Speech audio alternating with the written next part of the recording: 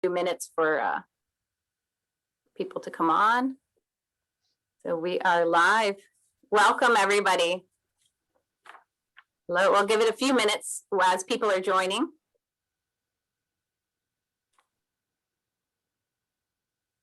Welcome, welcome.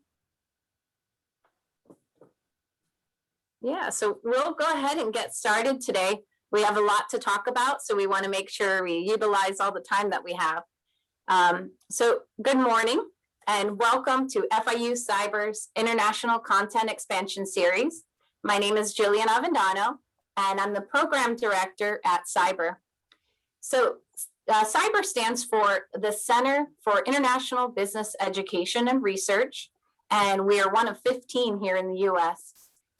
We are a Title VI grant from the U.S. Department of Education, and our goal is to promote U.S. competitiveness in international business and trade. And today we are discussing a very interesting topic that's related to that. Our topic for today is the impact of the impact of supply chain disruption in international trade. In a modern interconnected world, the smallest disruption can result in catastrophic consequences. Today, we will discuss how events such as the COVID-19 pandemic and the Suez Canal incident can affect global trade. And what's the impact and where do we go from here? We are honored to have top experts in this field with us today. And it is an honor for me and my colleague, Marcos Santos, to introduce these speakers. So first we have Dr. Sebastian Garcia Dastugue.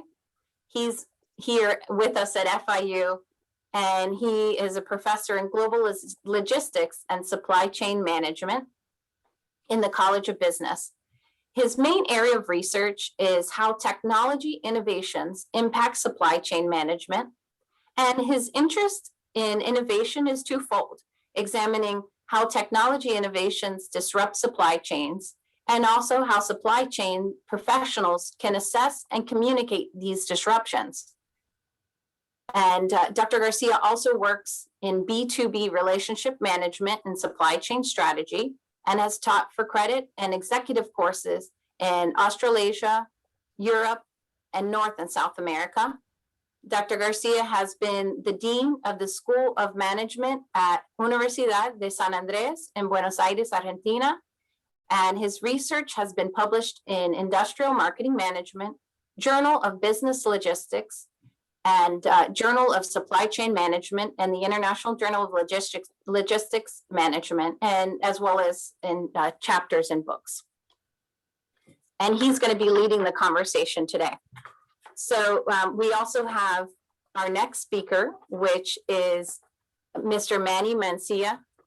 And Mr. Mancia is the Senior Vice President of International Trade and Development for Enterprise Florida. He is the executive responsible for Florida's international trade development and foreign direct investment recruitment programs. Mr. Mancia oversees 6 trade offices in Florida and a network of 18 international representatives in key markets worldwide. The Florida International Development Program is considered one of the very best in the country and has been recognized as such by the U.S. Department of Commerce, Brookings Institution, and others. Mr. Mancia is the only 2-time president of CIDO, which is the National Association of State International Development Organization based in Washington, D.C. And I'd like to give it to Marcos next to introduce our next 2 speakers. Hi, my name is Marcos, and it's my pleasure to introduce our next panelist. First, we have Mr. Gary Goldfarb. Mr. Goldfarb is the Chief Strategy Officer at Interport Logistics and the Chairman of the Board of Directors of the Beacon Hill. He has been involved in logistics since 1973. At Interport, the company is actively involved in inbound logistics from Asia, the Middle East, and the subcontinent. Mr. Goldfarb has also helped to develop 189 free trade zones to date since 2014, and also helped the Miami Free Trade Zone, helped to bring the Miami Free Trade Zone back to its glory days, with over 96% occupancy, reaching almost $1 billion in trade in 2006. And our next panelist is Mr. Francisco Santero. Mr. Francisco Santero is a senior advisor at CLEDEC and former managing director of government and regulatory affairs at FedEx's Latin America and Caribbean division. Mr. Santero has over 40 years of experience working in international transportation with a sole focus on Latin America and the Caribbean. He started working for a freight forwarder in 1978 and with DHL in 1980. He holds undergraduate degrees from University of Florida and, excuse me, graduate degrees from FIU, an MBA, and the University of Miami, a master's in international relations. Lastly, Mr. Santero serves on a number of boards, including the World Trade Center Miami, and currently serves as the chair of the Citizen Board, which provides support and advice to the University of Miami's Cuban Heritage Collection. And as we go along, we welcome you to add questions in the Q&A box, and the questions will be addressed at the very end. We'll have a little bit of time for that. So to begin the discussion, I'm going to pass it along to Dr. Garcia Dastugue. He's going to lead the discussion on this interesting topic. Well, sounds good. Thank you. Welcome, everybody. So we have organized today's discussion in 3 sections. We're going to start with a warm-up topic, I was asked to give a short introduction. So the topic, the idea that I would like to share with the audience now to think about is the following. The world, humanity, have chosen a few geographic areas to concentrate their manufacturing capacity, okay? That is the result of lower labor cost and lower regulatory costs. So manufacturing has been concentrated. What happened is that the supply chains got elongated, they got dispersed geographically. So I want you to have that idea in mind and also think about the following. Think that on average, and this is a generalization, but for any retailer or any business in the US, from the time when they place an order until that order arrives, when that order is supplied from Asia, then it's at least 3 months. Okay, it's very rare to have a shorter lead time than that, assuming that we're using ocean transportation. Now, what that happens is, again, think about a simple idea. If we want to forecast weather, what do you think is easier to forecast? What is going to happen this weekend, or what is going to happen in a weekend 3 months from now? So the further out in time that we have to make decisions, first, our decisions are more inaccurate. They include more uncertainty. And also, we have more time for things to happen, okay? So with that idea, with the idea that supply chains are longer in time, the physics of the supply chain is longer, then I would like to open it up to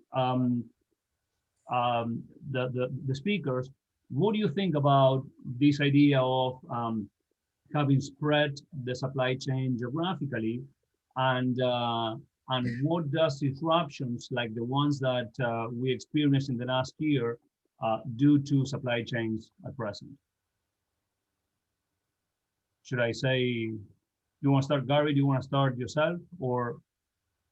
Yeah, I'll step into this one if you want me to. By the way, it's the Beacon Hill is in Boston, but the Beacon Council is in Miami, and I chair the Beacon Council. So just in case, that's the economic development organization of our community. So Miami's been at the center of inshoring, nearshoring, and now farshoring, which is what you're referring to. And over the course of the 40 plus years that I've been in the business, we used to make shirts in Colombia. Some of the older panelists remember the Nick shirts. And it was a 2-hour flight to go see them, or a 3-day sail. We used to make baseballs and baseball gloves in Haiti. Apparel and underwear was made in Central America, most probably Honduras. and so on. And then very fancy girls' dresses were made in El Salvador. Over time, the supply chain moved to Asia, lured by very, very, very cheap labor, large, massive factories, and the ability to make large quantities of goods in a compressed amount of time. But that required most probably all day or 2-day travel to get there, 30 to 45-day lead time on transportation, and all that followed. When the pandemic hit, we were already having a very tight supply chain market with regards to, especially with regards to China and India, which are the two major manufacturing centers. When this pandemic hit, China closed down for a number of weeks in which we couldn't get supply. And we started to run out of very, very basic items, especially personal protective equipment and those kind of items that are consumer throwaway type items. When China opened up, the crisis came about to the point where today ocean freight rates from China are more than triple what they used to be. Air freight rates went from $3.50 a kilo all the way up to $22 a kilo at one point in time. And they're up near the $11 mark right now. And that is because we not only have the great distance, which requires either ship immediately by ocean or not put it on an aircraft, but because we have a centralized manufacturing base and we can't go, let's say, to Colombia, Argentina, or other places and find supplies for to break up the concentration. So it's been a change. There's a pushback now. There's a change. Some of the other countries, especially countries in South America, have, because of the currency exchange, very low manufacturing labor rate. So we see a change. We see some of our customers reshoring, nearshoring, or even manufacturing in the United States. Thank you. If I may Manny, comment- what's your take on the disruptions that we experienced recently? Well, let me begin by documenting really quick what is at stake for Miami and for the state of Florida from international business. According to the Business Roundtable, 2.4 million Floridians make a living out of international business. That's 20% of the labor force of the state of Florida, actually 20% plus. More important than that, international jobs in Florida, international trade and related jobs in Florida have grown 3 times faster than regular jobs in the state over the last 30 years or so. So it's not a short-term. More important, jobs in trade and logistics in this state pay 30% higher wages, those in manufacturing 19% more. So this is a state, being a peninsular state, that is tied at the hip to the supply chain, to international business, and it means everything for our state in the future. If you want to grow the manufacturing base in this state, which is largely composed of small companies, by the way, about 95% of our manufacturers are small companies, you want to do it through international trade. In fact, National Association of Manufacturers measures something they call manufacturing export intensity. And we have found that Florida is usually either from number 1 to number 3 in terms of that, which essentially means the amount of your manufacture that is sold overseas rather than in the United States. So you want to grow the manufacturing base, you want to grow the high technology base, international business is the way to do it. The concentration of the supply chain in China has been a negative for Florida, in my opinion. So to me, shock waves like this one, very much like the one a few years ago when the ports in California, when the longshoremen went on strike, can't help but on the long-term benefit Florida, because if we can begin to return the supply chain, to the United States through reshoring, but just as important, bringing back a significant portion of that supply chain to our neighboring countries, to Central America, to South America, to the Caribbean. The impact in Florida, the positive impact in Florida would be tremendous.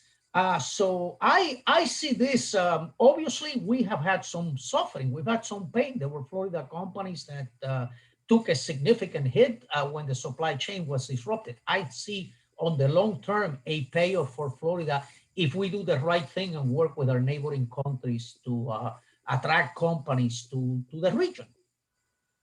Thank you. Francisco, what's your take?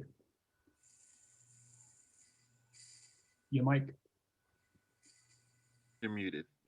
Sorry about that. Yeah, sorry about that. My dog was talking. Sorry. I'd like to just go back to the goal of supply chain management, which is to achieve efficiency and lower and control costs. Disruptions, of course, ruin, damage efficiency, and can result in significantly increased costs. So what's the challenge now?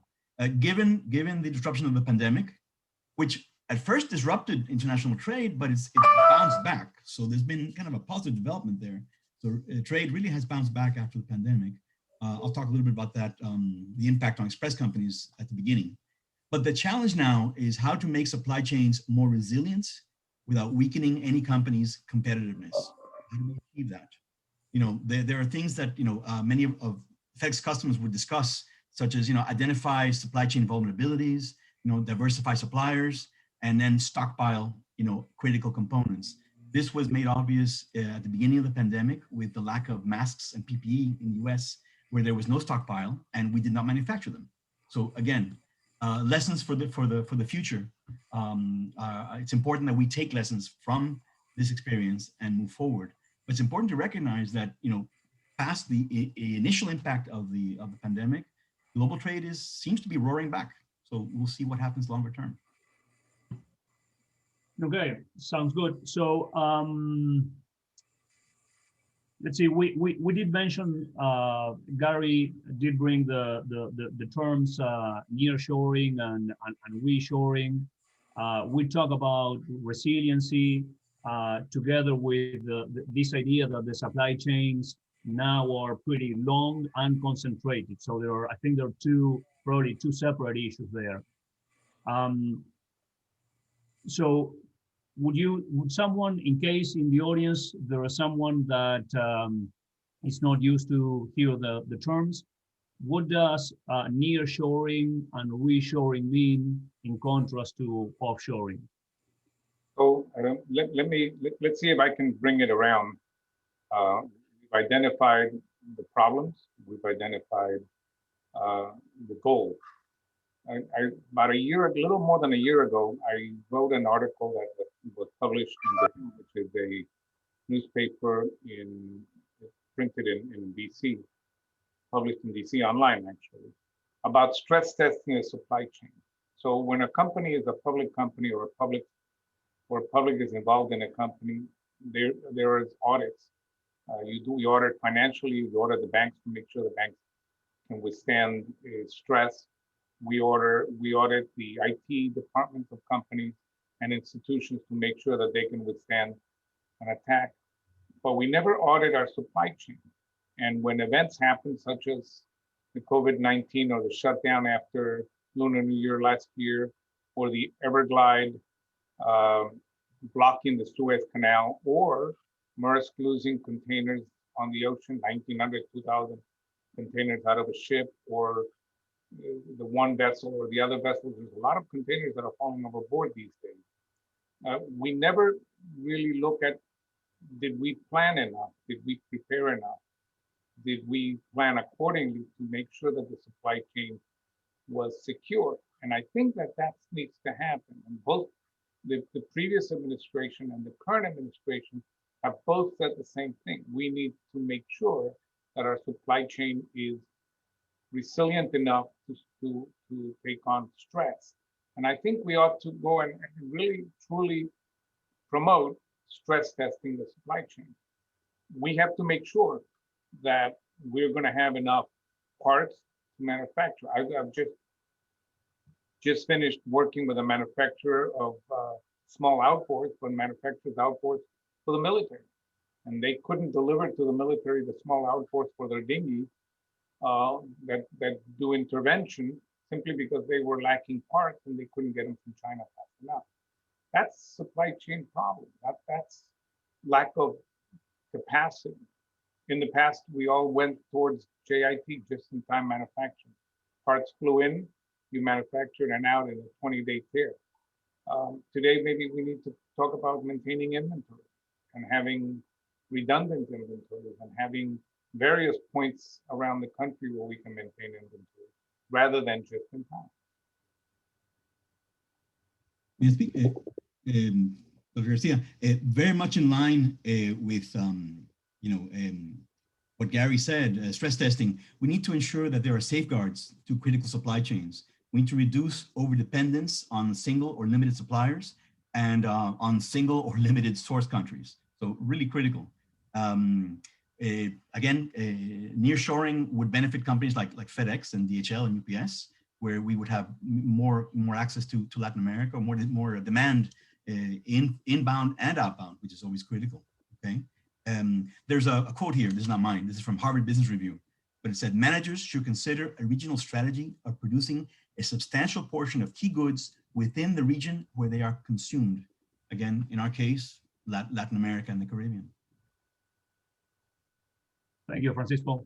I was going to share that I believe it behooves us here in Miami, as well as in the state, to work as closely as we possibly can with our neighbors in Latin America and the Caribbean, perhaps even to partner to attract companies from overseas to relocate. Ideally, I want everybody to relocate to Florida. That's my job, to attract companies to the state of Florida. Now, I realize that there are many, many companies in many different sectors where labor and other cost type effects are extremely important, and they're very sensitive to them. So coming back directly to the United States may not be an option for them. For those companies, for us to help them do a soft landing in, say, Central America, even South America or the Caribbean, it works in our favor tremendously from the standpoint that even if products are manufactured there, some activity will take place in Florida. We're the natural landing spot for things manufactured in Central America, manufactured in the Caribbean. So while we might not get the labor incentives part of a deal, we're going to get the distribution, the quality control, the warehousing. We're going to have a lot of benefit and job creation in Florida as a result of that. So what I'm suggesting, what I'm trying to do myself, being quite candid with you, I've been in conversation with some of our partners in Caribbean, Latin America, to see how we can expand our communications, our information sharing, our work together to see if we can do that. Like I said, when products come from China, the benefit to us is minimal. When they come from the region, we derive great benefit. Okay, so let me just to try to summarize and provide a couple of concepts that I think are important in case in the audience there is someone that doesn't know the technical terms that we are using. So since the 70s, when China started to develop as industrialized country, then we started to offshore. The word offshoring meant moving manufacturing. Given that we are in the US, we're using the US for the example, but moving manufacturing capabilities, factories, from the US to China, okay? At the beginning, that move was driven by cost, okay? At present, I think there are two components. One is cost, still present, but now it's capabilities. Now there are Chinese manufacturers that have capabilities that are very high or impossible to find anywhere else in the world to work, not only in terms of manufacturing the product, but also something that Gary mentioned, working at the volume and the consistency that they are being able to operate. Now, the opposite to offshoring, and the two terms that you might hear are reshoring, so bringing it back to shore, bringing it back to the US, that would be in the example we are using now, or nearshoring, which is what Manny is addressing. Okay, if we don't bring it to the US, let's bring it to Costa Rica, to Nicaragua, to El Salvador, to Brazil, to Peru, with an awesome textile industry. So that is to establish nearshoring or reassuring. So Manny, you touched on the point of the effort that you are starting to work on nearshoring. So I have two questions here. One, why is nearshoring or reshoring a desirable option for you? I mean, why do you see that as a possible solution or a way to get around from the dependency on these disruptions that we are having around the world? So let's go with that one. Why do you think that's an option? Well, I think there are factors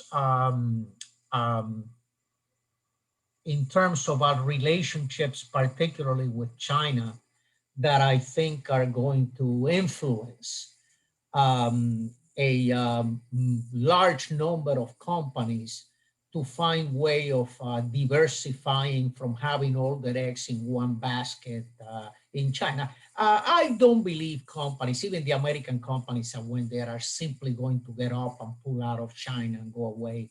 The Chinese market simply too large and continues to grow faster than any other. So they will stay in China. But something that you were commenting about, the diversification of the supply chain,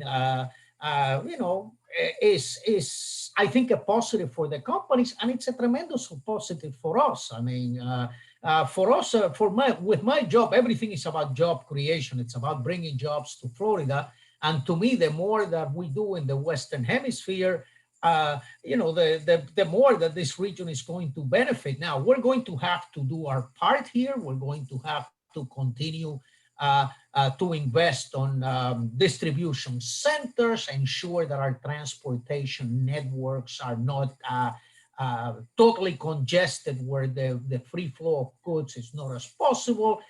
We are a national leader. I believe we're second in the number of free zones. However, we do have to utilize those free zones better, I believe, and educate companies better in terms of how to leverage them, leverage some in the region and some here, to do more with them. And this is something I know that Gary would probably want to comment on also, but I think there's a lot of things that we can do to position ourselves. It's going to take effort, it's going to take investment, it's going to take resources. Fair enough. Thank you, Manny. Gary? Okay, so Dr. Sebastian, so we had a question in between on the chat that's very interesting. The question was, how are we doing with moving factories from China to Vietnam and India? And we have a lot of clients of ours that are manufacturers that manufacture in China and move some of the production to Vietnam, but Vietnam is overrun right now. There's absolutely no capacity left. India had some capacity, but they've had a lot of problems with COVID. And with the Everglide, we know that India is going to have and has had a substantial amount of transportation problems with the Suez Canal. The goal, and this is a geopolitical question. The reason why we originally moved to China was because there were 1.4 billion potential consumers that we, the United States, were going to sell to. Well, that obviously hasn't happened. It never did happen. We tend to forget our friends and keep our enemies fed. But, what about Europe and what about the UK? Now the UK and Europe are separate, but they're good friends of ours and they consume our products.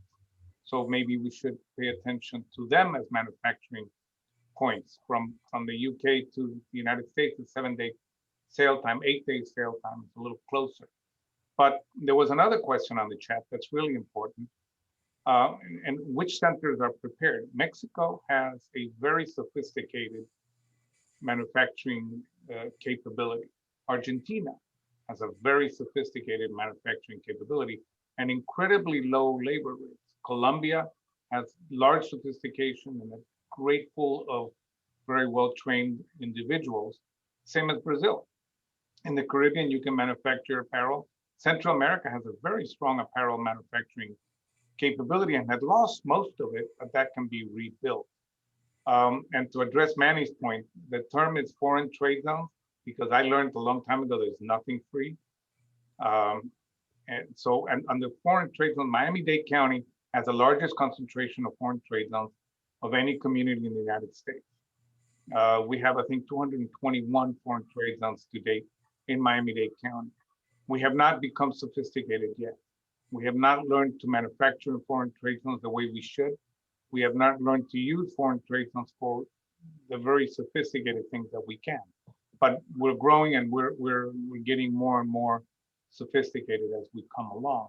But yeah, Mexico, Argentina, Brazil, those are places where we can manufacture large quantities of products. And with today's technology, it doesn't require that much cheap labor, it just requires a lot of engineering. Thank you. Francisco, what's your take on nearshoring or reshoring manufacturing or here in America? No, thank you. In our pre-session discussions with the panelists and with Dr. Garcia, several of us brought up an article written by Andres Oppenheimer. For those of you who don't know him, he's a journalist. He focuses on trade and government issues in Latin America. And he recently wrote an article proposing that governments in the region take advantage of the current push to reshore and nearshore to build up their economies and create jobs. Now, the issue here is that these countries have to be attractive to the companies that are moving their operations there. There has to be political stability. There has to be legal support, for companies establishing there. So there's a lot to be done. And we have to add to that the current handling of COVID in many of these countries. We read about Brazil having major issues and Peru also, Ecuador. So all this will be a deterrent to companies looking at the region, because investments are long-term. So they're going to be looking at how these countries handled this crisis.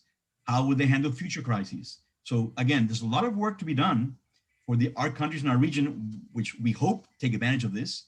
But there's a big risk, and companies will analyze these risks and make decisions based on them. And if the positives of being in Vietnam or other countries in Asia outweigh the benefits of being closer, then we're out of luck. So interesting, very interesting. We hope it happens because it benefits us in Miami, our region, the company I still work for. Right, thank you. So let's see. Let me summarize a little bit of the ideas that at least hit me the most. So Manny brought in an interesting topic. He said, hold it, we are not gonna run away from China because China is an awesome market and it's the fastest growing market. So presence will be, companies will have a presence in China either. It's not a matter of just packing everything and moving out from China. Now, clearly, this idea of diversification, geographic diversification, and probably we didn't use this term explicitly, but it was mentioned.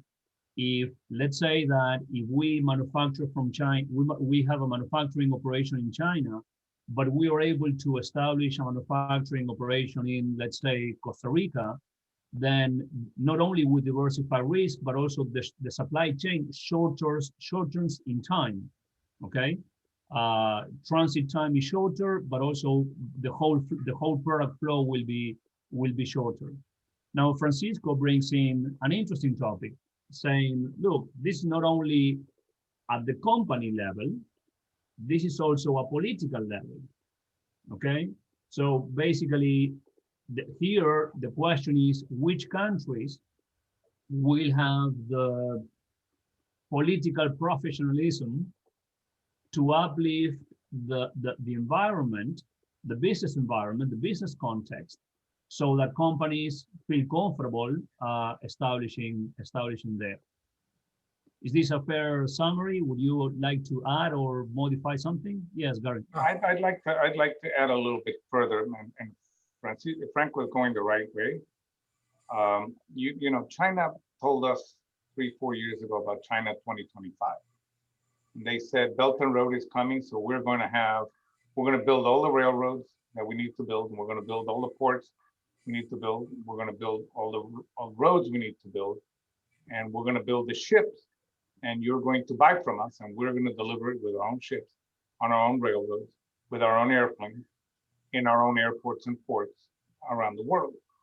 So it's almost a survival requirement on our part to say, no, let's work with Mexico on what Mexico is good at, and let's work with Costa Rica and bring back Intel so that Costa Rica starts making semiconductors. And it's almost a political necessity for us to get engaged with our regional partners and bring some of it back. Because at some point in time, when they decide that we're not playing well, they shut us down. And it's a real problem. Right now, Vietnam and Malaysia are producing, but the manufacturers are owned by Chinese companies. So all they did was just expand their manufacturing base into neighboring countries of theirs. I think it's a survival action on our part for us to start putting an awful lot of emphasis on manufacturing in and around the United States. And when you refer to us, means the US, correct? The Americas. The Americas. Fair enough. Francisco? Just a point. Even before the pandemic, even before the Suez blockage, there was a lot of talk about the end of globalization, or has globalization gone too far? And it's a really interesting point. And this reminded me of when they said that Mark Twain was dead, and he sent a report. Reports of my death are greatly exaggerated. I believe that globalization is here to stay, and it will adapt, and it needs to change. There needs to be this flexibility and this sustainability. But I believe globalization is here to stay, and it's an interesting point. I wanted to also add another point. Gary made the point of talking about Mexico. I see Mexico as an example of the way we in economic development and the companies that benefit from attracting investment should be looking at markets. Historically, Floridians have thought that Mexico was not a particular market for the state of Florida because of the relationship with states, and obviously the border crossing, which dominates the relationship between the US and Mexico. However, I have seen for years a great opportunity to begin to siphon business from the border into the ports of Florida. This is an initiative that we've been working with along with the Florida Ports Council now for about 6 years, and it's paying a lot of fruits for us. Essentially, just like the Suez Canal disruption, just like the longshoremen strikes in the West Coast created pressures on that supply chain and supply lines through the border, that creates an opportunity for the state of Florida. What we've been doing is working with Mexican Gulf ports to attract more sailings between Florida and Mexico. And this is a win-win for Florida and for Mexico. It creates jobs in the Gulf ports of Mexico, which tend to be located in relatively poorer states in Mexico, and it creates jobs in Florida through that flow of goods that come in those containers that rather than go through the border. So we're now competing very effectively for traffic that is destined to the East Coast or even to the state of Florida, which historically, believe it or not, used to come through the border all the way around into our state. I think from the time we started this initiative, we've added more than 10 routes to the Port of Miami, the Port of Tampa, Canaveral, Jacksonville. I think that's an example of how we may be able to approach these opportunities created by the disruptions and work not only with Mexico, but with Central America, etc. In fact, we have actually been negotiating for some time and have created a protocol of understanding between the Mexican Port Authority and the Florida Ports Council to continue to pursue these opportunities.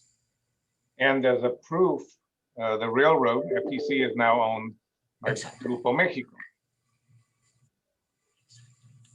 An example of globalization. So probably as a segue to get closer to the Q&A, we have a couple of questions. I encourage the audience to type your questions so I can read them and group them and share them with the speakers. So the first question comes from Victor. Victor asked, what countermeasures are being taken or they are planned to prevent these type of disruptions? And this ties back to stress testing the supply chain and the concept of resiliency. So if we've been talking like at the policy level. Now thinking about at the management level, what do you think are the actions that managers can take to protect against these disruptions? And I'm going to be greedy here, and I'm going to ask you to, if you can, to think to answer the question for the large corporations, but also for the small and medium-sized corporations, which probably live in different worlds. The only antidote to events, the Everglide was an event. Nobody planned for a pandemic or anything, but the Everglide was an event. It ran aground on the Suez Canal and stopped everything else. So the only antidote for just-in-time program is inventory or nearshoring, either one. I manage foreign trade zones in various parts of this country, and we've built up inventories, redundant inventories, to make sure that we have inventories for a prolonged period of disruption. Prices go up regardless of what you can do. You can enter into contracts, and we have ocean contracts pretty much everywhere in the world. So now they come up with something called a premium. Yeah, this is the price for freight, but if you really want the container to get on board, you have to pay an additional $3,000 or $4,000. So the disruptions are going to happen, and disruptions are going to maybe increase because the volume of freight is increasing. The steamship companies are overloading their vessels. So when they go in the high seas, whether it be the Pacific or the Atlantic, but mostly the Pacific, they lose containers overboard. There's a lot of repercussions with that. One of them is an insurance repercussion.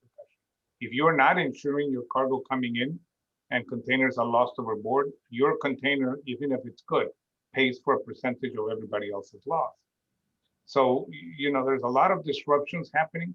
Inventory is one of the ways of staving off a disruption. Manufacturing or completing a manufacturing locally or near is another way, but disruptions are going to happen. Thank you, Francisco. Yeah, at the beginning, I mentioned three things. I think we can probably repeat them and expand on them. A company looking at strengthening their supply chains or minimizing vulnerabilities. Again, you have to identify where you are vulnerable. What supply chain from where are you getting one part that's critical that you get from nowhere else? So the second step of that is diversify your suppliers. Make sure you can get the same part from somebody else from a different country. It's critical.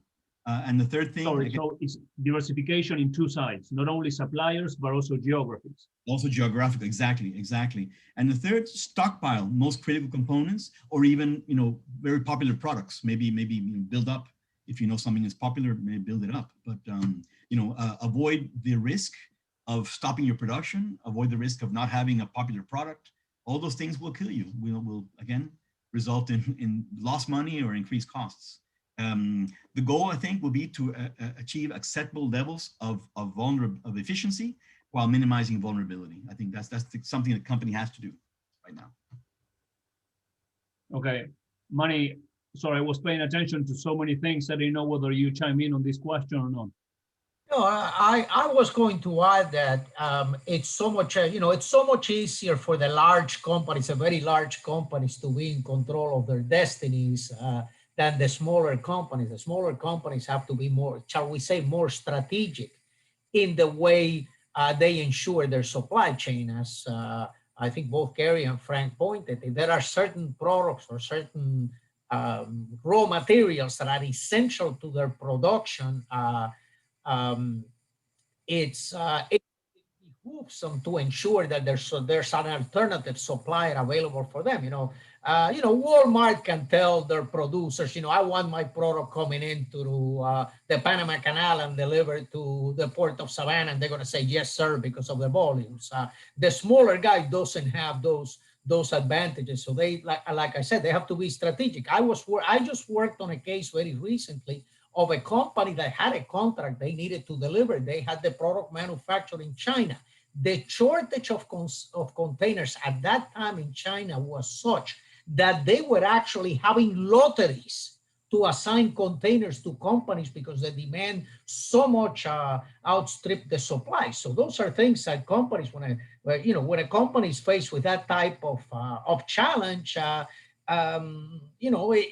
can cause a tremendous amount of damage to their business position. So, you have to try to get ahead of that type of situation. Although, we understand with the COVID-19 pandemic, etc., we're living in an extraordinary time. So, Good. If I can add a little bit, the funny thing is when the crisis, COVID crisis started to happen, the Miami or the South Florida logistics community stepped up, and we as a community ended up moving a disproportionate amount of the emergency supplies, a disproportionate amount of the emergency logistics. We as a community were organizing charters from all over the world to all over the world, including supplying the United Kingdom right here from Miami. So our logistics community in Miami is really strong, really well versed. And the fact that most of us come from different parts of the world, we knew enough to be able to kick it into high gear and react. So, kudos to the Miami community or the South Florida community of logistics providers, because everybody here kicked into high gear and started with the air charters and rerouting ships and doing whatever was necessary, including bringing things around the Horn of Africa to move containers and goods here. Thank you. So here's one question that probably connects with this. So probably we have mentioned things related to this question, but let's go over it because I think it's important. The question comes from Anna Martins. Basically, she says, okay, we understand the fragility of the long supply chains, which we established that already. And it seems, she says we seem to be in agreement that this is an opportunity for many. Okay, the fact that we recognize that the risks associated from sourcing from such a concentrated geography. Okay, her question is, are domestic companies prepared to reshore manufacturing here? So that's one part of the question. Are the local companies prepared? And the other one is, by reshoring, should we expect, we as consumers or as customers, should we expect prices to go up? You want me to handle that? There are companies in South Florida actually manufacturing. Recently, and I, as chair of the Miami-Dade Beacon Council, we see companies coming here. We're actually growing salmon in Homestead, cold water salmon in Homestead. So yeah, there's companies manufacturing. Our food supply, which is critical, is starting to be nearshored. We have manufacturers of small engines that used to be manufactured in Japan are now being manufactured in Florida, not necessarily in South Florida, but in Florida. So that is important. When the trade war, which is also a disruptor, when the trade war with China began, everybody expected the prices at the stores to go up. The prices at the stores never went up. The Chinese manufacturers getting less money, basically. The U.S. importers still making the same amount of money that they were making. They're paying in dollars, which means more yuan now than before. And their volume is such that there's no inflation. There's basically no inflation in our consumption. There'll be start inflation now with price of fuel rising, but there's no inflation. So we haven't seen higher prices yet. I don't think we're going to see higher prices in the near term. And as manufacturing becomes more automated, I don't know that we're going to have such price disruption when the new factories set up in different parts of the world. Companies that reshore still have to consider the competition. There are alternative products, and so they can't just raise their prices at will. There are market factors that will limit their ability to raise prices. Manny, any idea? Agree. You're good. Let's see. Here's another interesting question. The question is from Pedro. The question is long, so I'm gonna try to summarize it. I hope I don't chop it, Pedro. So Pedro, he's from Portugal. He's saying that Portugal, Spain, Italy, Greece are facing debt. The population's living conditions are lowering, and so on and so forth. So it seems that his question, which is detailed, goes indicating that there will be cost advantages in countries that have good infrastructure, are closer geographically, okay, and they're not in Asia, so they're dispersed geographically. So the question is,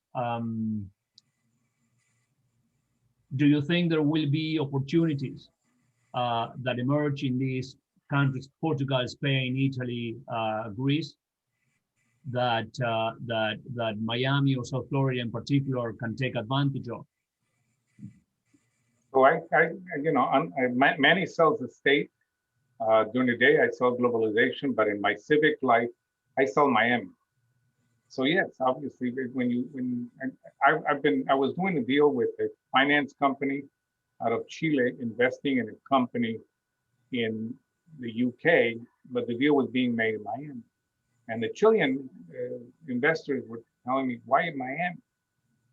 And I asked them, because my answer is, in Miami, you can speak any language you want to speak, deal with any regional culture you want to deal with, and everybody gets along. Miami has a tremendous advantage because of its language skills and because of its diverse population to deal with almost any region in the world.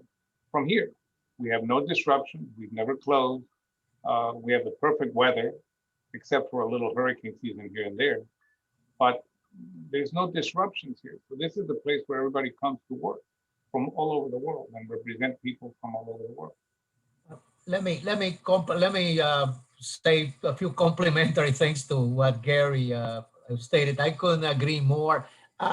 In fact, I think this probably doesn't have as much to do with supply chain, but I've seen during my career, a real basic change in terms of how company decision-making to invest is done.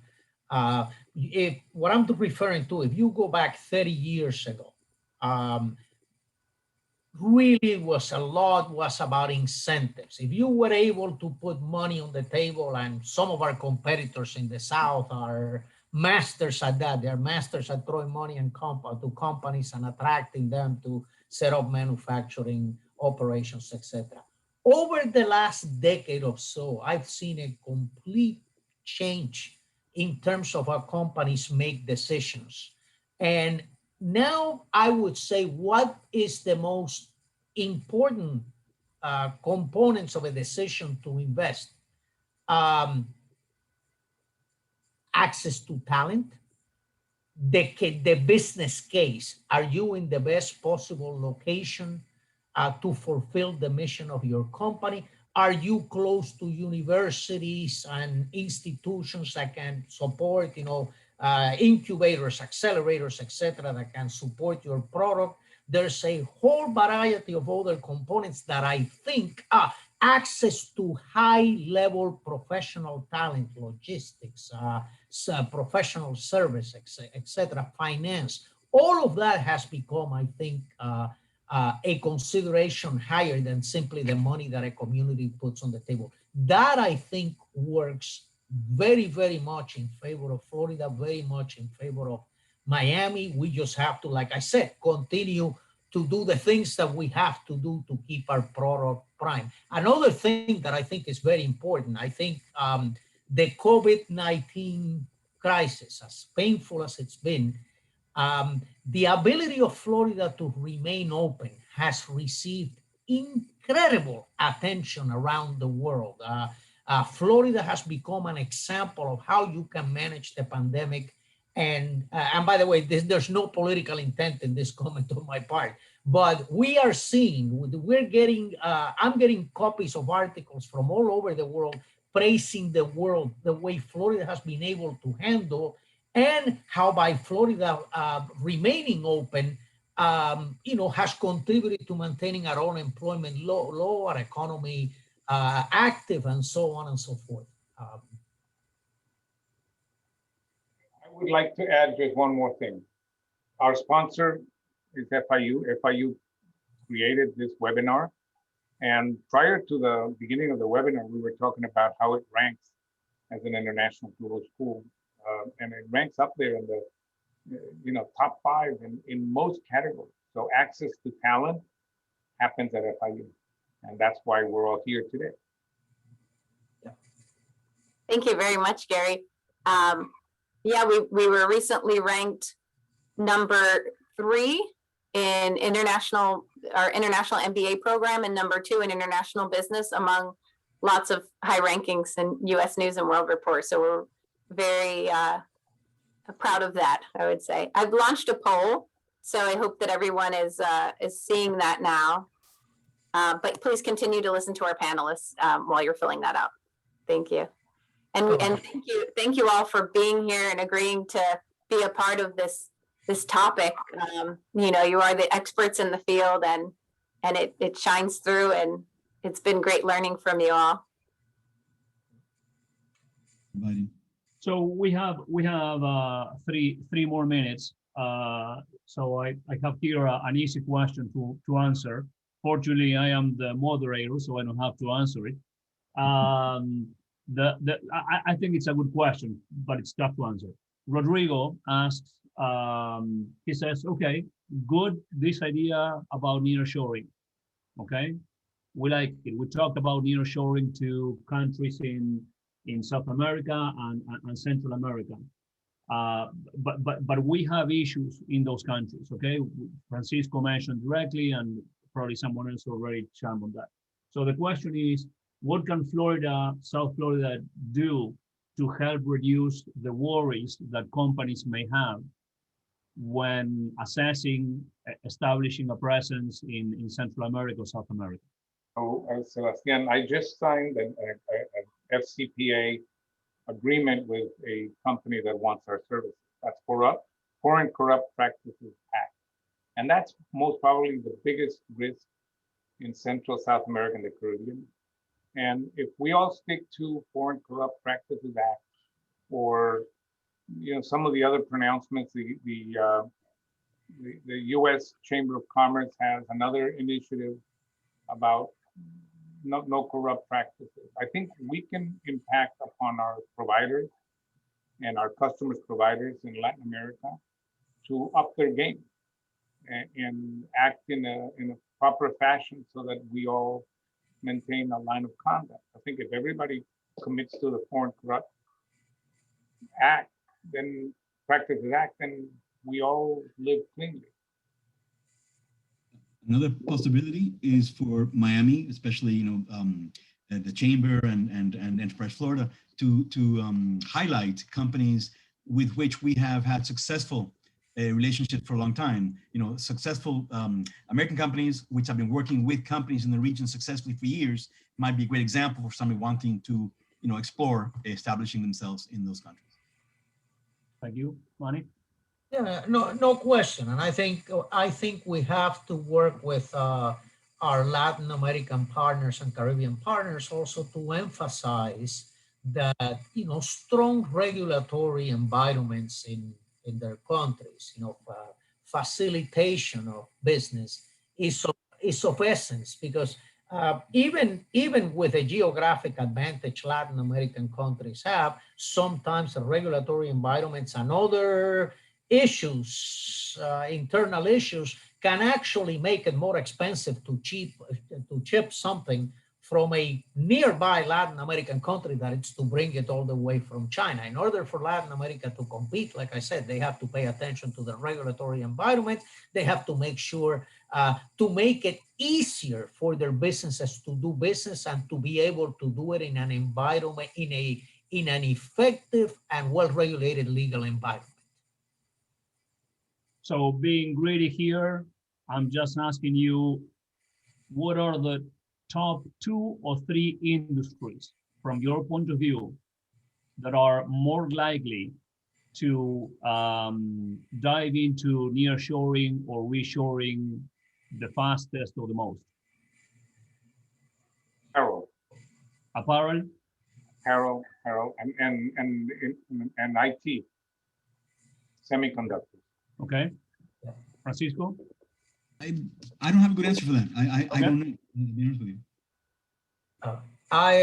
I agree with Gary. IT, we're seeing a very significant play from there. The second one is anything related to the life sciences. We're working with a lot of companies on the medical related fields.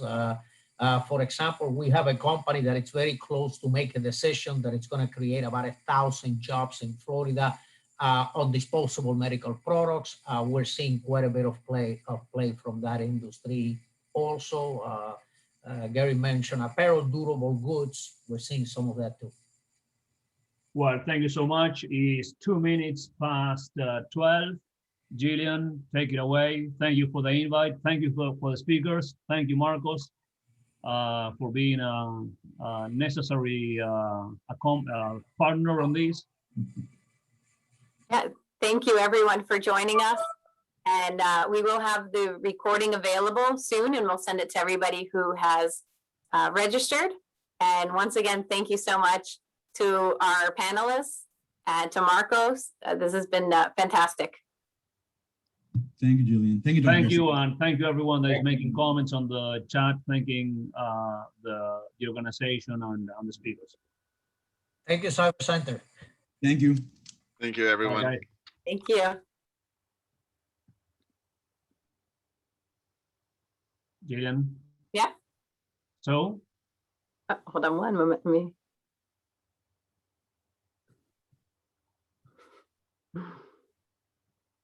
Thank you everyone for joining.